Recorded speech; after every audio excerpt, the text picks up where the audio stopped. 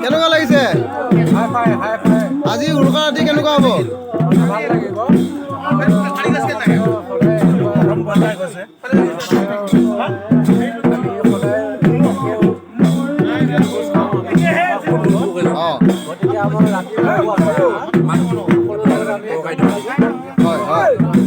বহুত ভাল লাগিছে ন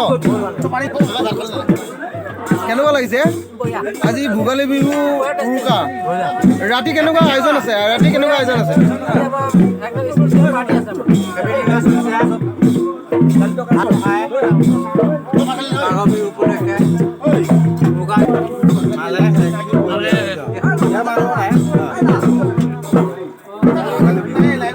দাদা কেনেকুৱা লাগিছে আজি ভোগালী বিহু উৰুকা ন কিবা ক'ব নেকি এইটো বিষয়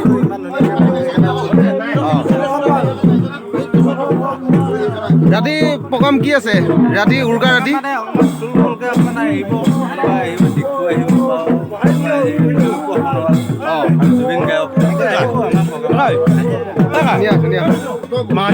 ভাল লাগিছে কাৰণ প্ৰতি বছৰে তেনেকৈ ভোগালী বিহু উপলক্ষে গোটেই আমাৰ সমাজখনে গোটেইখনে আহে আৰু